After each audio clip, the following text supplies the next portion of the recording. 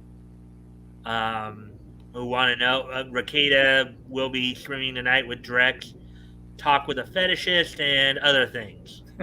So that's what's going on his channel tonight. That's entertainment. Yeah. So, anyways, um, all right. So let me see. Review one more time. 2003, 2006, 1981, and then 2016. Okay. Just had to remind myself of it. Okay, so without any further ado, then, let's go ahead and take a look back at this day in Nietzsche history. And usually that's when the guys usually say, history! History. Yeah, all right. So, first off, in this day in Nietzsche history, we're going to go back to 1981 as on, well, as we hit on a bit of a sadder note here. Oh, RJ, you might want to read this because this is directed, I think, at you. You do a great narrative voice, RJ. Well, thank you very much. I appreciate that. I did do some radio broadcast training when I was in high school. Yeah, that's from Woody right there. So, figured I'd pop that up for you. Okay. All right. So, the first thing we're gonna talk about here, on this date 40 years ago, back in 1981, Little Ann Little passed away at the age of 71. Born Ann L. Rothschild, Little Ann Little was an American actress who gained fame in the 1930s as the voice of Betty Boop. Now she was the second voice of Betty Boop. She took over for Margie Hines, who was the original voice of Betty Boop. Of course, taking over from original portrayer Margie Hines from 1931 to 1933. Little Ann Little made recordings for Betty Boop cartoons and tour. Of course, we're talking about the Fleischer cartoons. Oh yeah. That you can actually, if you have like cable at all, and you get Me TV, um, you can see every morning, or you might see her a few mornings during the week, or even on Saturday mornings during the Popeye and Pink Panther show, um, on at 7 a.m. Anyways, and appeared in variety shows throughout the country. Rothschild got the job as the voice of Betty Boop as a result of a contest held by Paramount Pictures for a girl with a squeaky voice. She was well suited for the role physically, being only 4'10" and weighing 100 pounds. And there's a picture of her right over here. If you see it right there, um, she's the one at the far right here in the dress there. That's Little Ann Little right there. She was a bit of a boop boop a doop herself. Well, funny you say that because I'm going to read this next paragraph here. Little went on the road with Fleischer Studios artist Pauline Comenor, and would pose while Pauline drew her as Betty Boop. They both finished the act with boop boop ba doop. Little had started in show business in 1925, made her about 14 or 15 or 16, because they said she was born 1909, 1910, as a member of the Pony Chorus with the Greenwich Village Follies. She was also an RKO Discovery, and at one time had her own program on the NBC network as singer Little Ann Little. So Ann L. Rothschild was her real name. But on this date in 1981, she passed away at the age of 71. So there we go with that one. So moving on then to the next. Let's see, what he just said something here? Sure, ready for Nietzsche history. Yeah.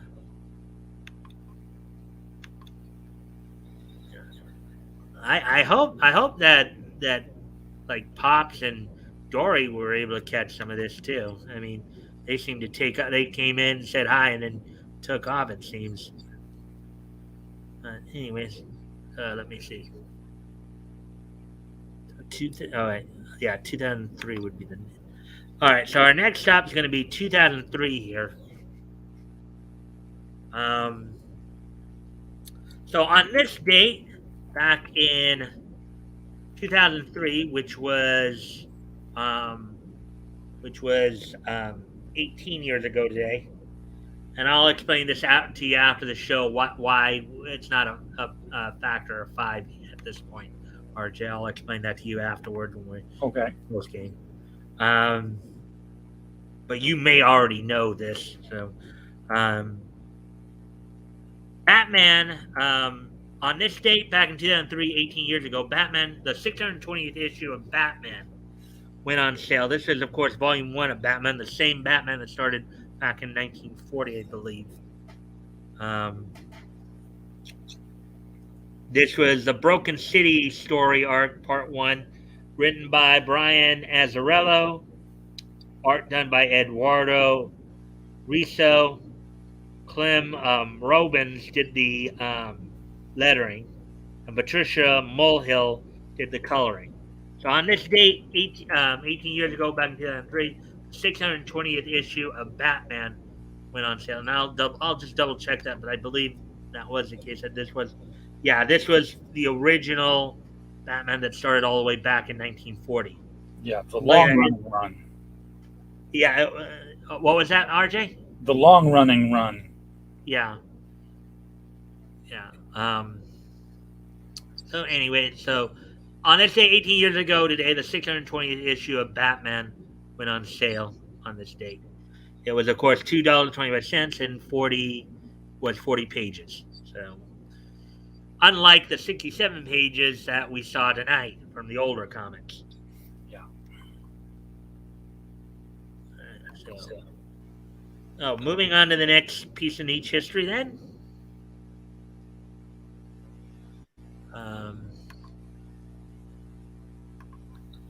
On this date, 15 years ago today, 2006, from the CompuWare Sports Arena in Detroit, Michigan, TNA held its second Bound for Glory event.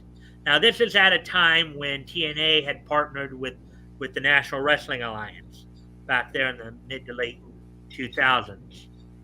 The main event of the night saw in a World Heavyweight Championship versus career match, Sting defeat Jeff Jarrett with Kurt Angle as the special guest enforcer. Now, the stipulation of the match was this: Jeff Jarrett came in as the champion. He put his title on the line versus Sting's career. If Sting lost, he would be forced to retire at this point. That was never going to happen. Yeah. Well, yeah, at this point, anyways. But you have to think about it. Sting was born in 1959, so in 2006 he was like 47, which in professional wrestling terms is kind of like really like latter end of your wrestling career. Among some of the other matches on the night included for the NWA World Tag Team Championship, the Six Sides of Steel Latin American Exchange, made up of Hernandez and Homicide, defeated champions AJ Styles and Christopher Daniels to win the titles. In an 8-mile street fight, Christian Cage defeated Rhino. Christian Cage, known as Christian in WWE. In an X Division championship match, Chris Sabin defeated the champion Senshi in 13 minutes. The loser gets fired match, Eric Young defeated Larry Zbyszko, the living legend. In a monster ball match with Jake Roberts as a special guest referee, Samoa Joe defeated Abyss, accompanied to the ring by James Mitchell, Brother Rund, and Raven.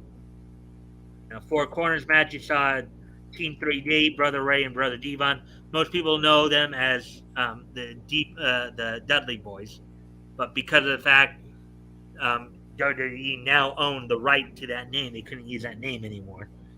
Of course. At that point, they defeated the teams of America's Most Wanted, the James Gang, made up of PG and Kip James, better known to most fans as the New Age Outlaws of the WWF, WWE fame, and the Naturals. And then in a in a Kevin Nash Open Invitational X Division Gauntlet Battle Royal match. Austin Starr defeated won the match, last eliminating Jay Lethal. And the dark match was Bobby Roode versus Lance Hoyt. So on this date, 15 years ago today, Bound for Glory 2 happened from Detroit, Michigan. So let's see. And I know there were, let's see, before I move on to the next piece, we got a couple more niche bits here. Made from pen and ink, she can win you with a wink. Ain't she cute? Boop boop a doop, sweet Betty. That's a sweet way of putting it. Let's see, 2006. So, oh yeah, the last piece of niche history here. Last piece of niche history happened just 5 years ago on this date. 5 years ago. Today. It's hardly history, but it is the past. Yeah. Almost yesterday. Yeah, I know. Well, I'll explain to you a little bit more about some of this stuff afterwards, RJ, so you kind of understand. And sometimes it just because of how I do it though. All right, so on this date, 5 years ago today, premiered the one episode anime series from Studio Dean, Luger Code 1951. So on this date in 5 years ago today, the one episode anime from Studio Dean, Luger Code 1951, premiered on this date. So there you go. So there you go. So that's it for tonight, guys. And that's the way it was. I thank everybody for being here. I hope everybody enjoyed the comment, and thank you, RJ, for being here tonight. If you'll, of course, stick around for a couple minutes for post game and all that. Oh, sure. I hope everybody enjoyed this. 2016, way back when I quit Facebook and Twitter. Yeah, Woody. Anyways, guys, I thank you guys again for being here, and I hope to see everybody back here on Monday. Bye.